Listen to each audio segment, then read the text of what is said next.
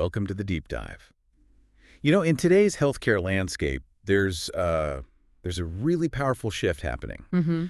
Risk isn't just a compliance checklist item anymore, or, some isolated problem you fix after it happens. Right. It's really moved right to the top of the boardroom agenda. I mean, think about it. Just one single incident, maybe a medication error, a financial mistake, or even a sophisticated cyber attack. Yeah, those are huge now. Exactly. It can instantly just dismantle years of credibility, patient trust. It's quite frightening, actually. It really is. The stakes are incredibly high. So our mission for this deep dive is to unpack let's call it the art and science of strategic risk management in healthcare. Good way to put it. We're going to dive into this key guide, Strategic Risk Management for Healthcare Executive Leaders, and pull out those core insights. How are the leading institutions building resilience? How are they protecting patients, their people, and ultimately their performance? It's about thriving, not just surviving. Exactly. Okay, so let's unpack this. When we talk about healthcare risk management in this strategic sense, like beyond just reacting when something goes wrong, what does that really mean? It feels like a massive topic. It is, and that distinction you made is critical. At its core, strategic healthcare risk management is about foresight.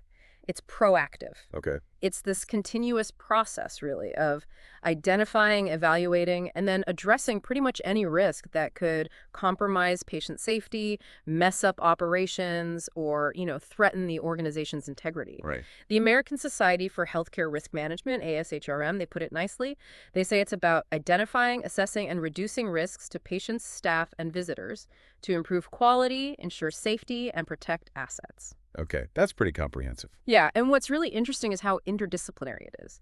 It's not just one department's job. It's woven into quality management, patient safety, leadership at every level. It has to be. That makes a lot of sense. It's like a mindset, not just a task list. Precise. So if it's woven into everything, how does an organization even start to get its arms around something so big? I mean, risk isn't just one single thing, right? Yeah. Are there common categories or buckets that leaders use? You're absolutely right. The sheer number of potential risks can feel overwhelming. That's exactly why ASHRM's classification system is so helpful. It breaks this huge field down into 7 main categories, gives leaders a framework. Okay, what are they? Well, first, and maybe the most obvious, are clinical patient safety risks. This is the frontline stuff. Medication errors, hospital-acquired infections, patient falls, maybe complications during surgery. Yeah. Things that directly impact patient care. Right, the things people often think of first. Exactly. Mm-hmm. Then you've got operational risks. These can bring things to a halt. Equipment breaking down, power outages, facility issues, or those supply chain problems we've all seen lately. Yeah, definitely felt those. Then there are financial risks. This covers, billing errors, insurance denials, spending too much, and sadly, even fraud. Closely tied are legal regulatory risks. These can have huge fallout. Think malpractice suits, not meeting accreditation standards, data privacy breaches like IPA violations, big consequences there. Okay.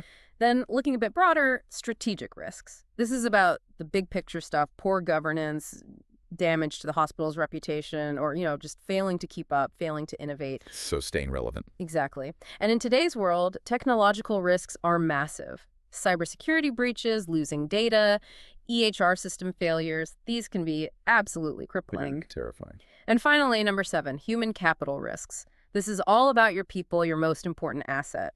Staffing shortages, skills gaps, burnout, which is a huge issue, and even workplace violence. Wow. Okay, that's a lot of ground to cover. It is.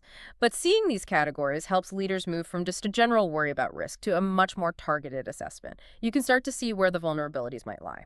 So we've kind of mapped out the landscape, the different types of risk. Yeah. But knowing they exist isn't the same as spotting them in your own organization, right? Not at all.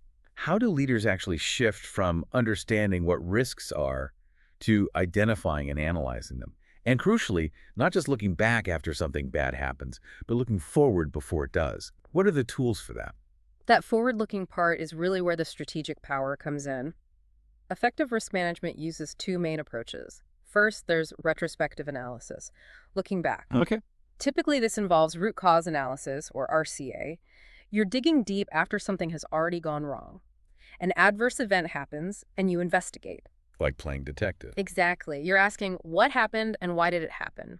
Common tools are things like fishbone diagrams, Ishikawa diagrams, or the 5 whys technique, where you keep asking why until you get to the root, or just carefully reconstructing timelines. Right. The goal isn't blame, it's finding those underlying system weaknesses so you can fix them and stop it from happening again.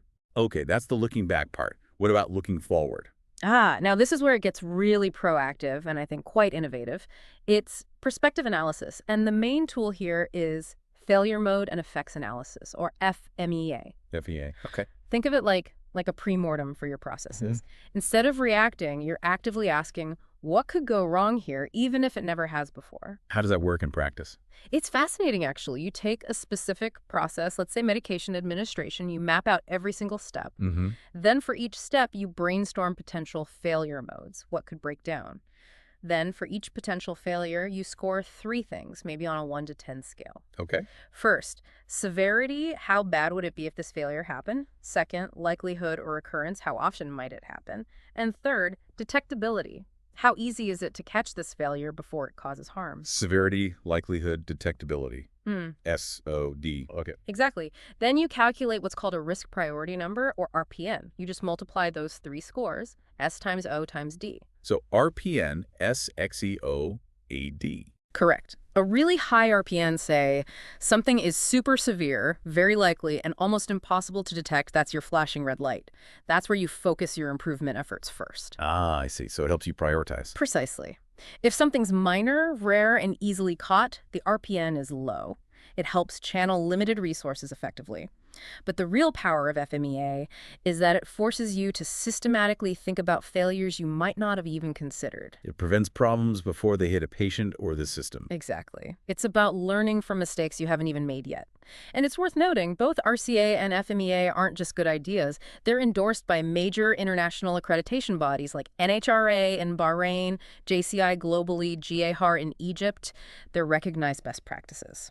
That distinction between RCA looking back and FMEA proactively looking forward, thinking about mistakes you haven't made yet, that feels incredibly powerful. It is. But let's be real.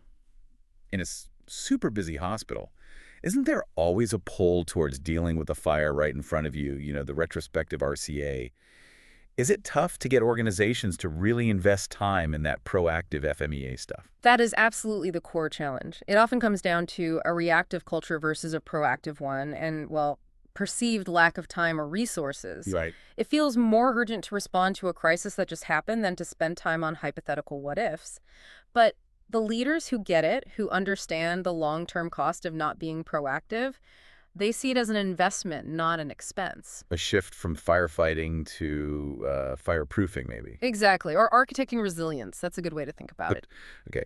So let's say you've done your RCAs, you've done your FMAs, you've gathered all this amazing information about risks past and potential. How do you manage all that? How do you turn it into actual plans? This is where the risk register comes in, right? Yeah. Yes, precisely. The risk register is absolutely central. But it's crucial to see it not just as a list or a static spreadsheet. It's the nervous system of your risk management program. Okay, the nervous system. I like that. It's a dynamic, living document. It pulls together all that risk information and gives executives, department heads, everyone clear visibility. What are the threats? Who owns them? What are we doing about them? So what actually goes in a good risk register? What are the key pieces? A really effective one usually has several core components. You need a unique risk ID just for tracking, a clear, concise risk description. It's category, clinical, financial, operational, et cetera, linking back to those ASHRM types. Right. A risk score. This is often based on likelihood and impact, maybe visualized on a heat map or risk matrix, very important. Then the root cause, if known, or the potential drivers. What controls are already in place?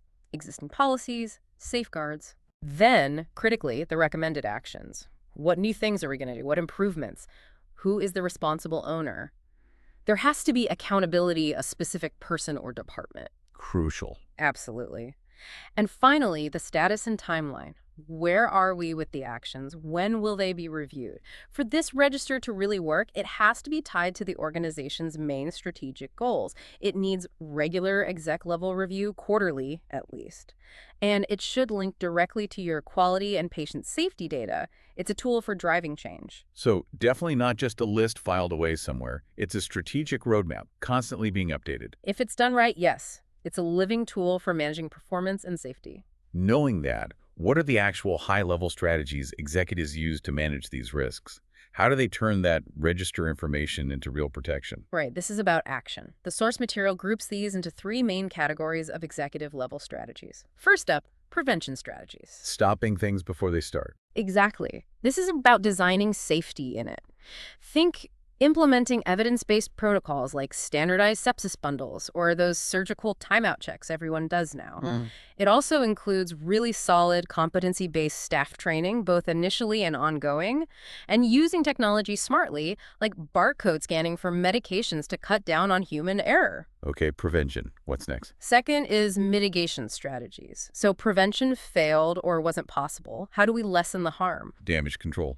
Sort of, but also early detection. This involves things like having really good escalation pathways and early warning systems so problems get spotted and addressed fast.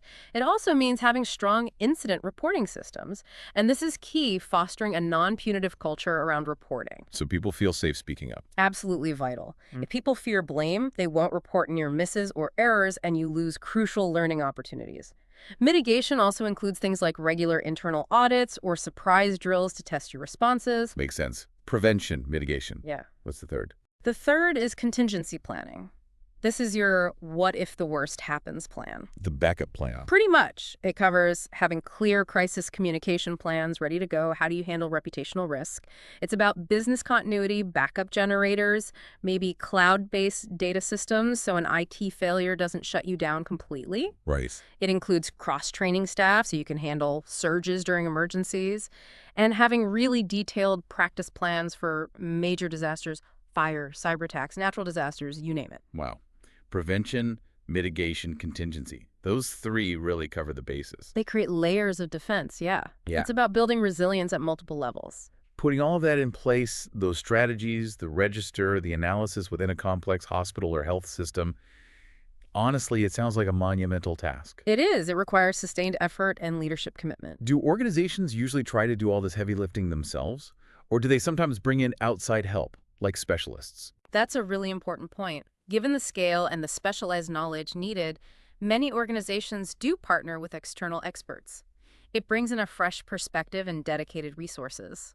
The source material actually mentions a company, Smart Management Consultancy, as an example of this. Okay, Smart Management Consultancy. What role do partners like them play?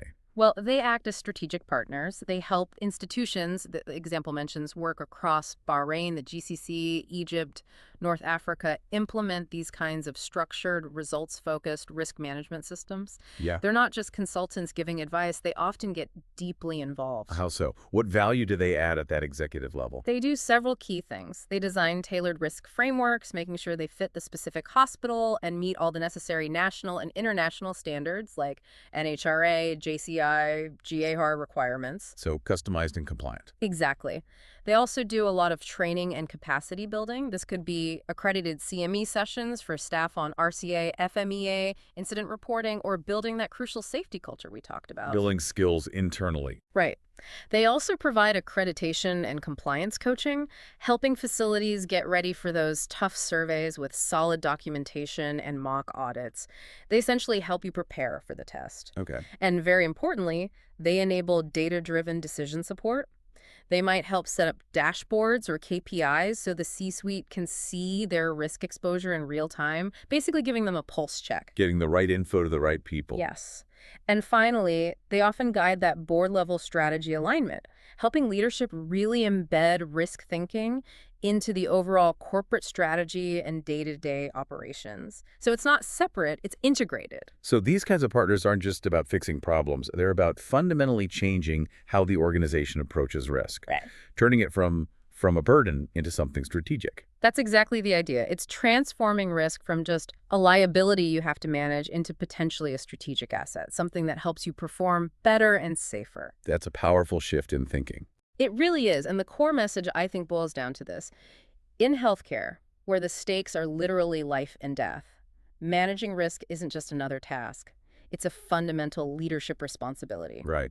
The truly resilient leaders, the high-performing institutions, they don't just react to risk. They embed risk thinking into everything: daily work, clinical decisions, executive strategy. They use it to drive improvement. So it becomes part of the organizational DNA. Exactly. That's the goal. Yeah. Institutions that achieve that are the ones that truly thrive, protect their patients, and outperform. And as we've walked through, using structured methods like RCA and FMEA, maintaining those dynamic risk registers, maybe leveraging strategic partnerships, that's how you make it happen. How you turn risk from a potential disaster into a genuine source of strength. Well said.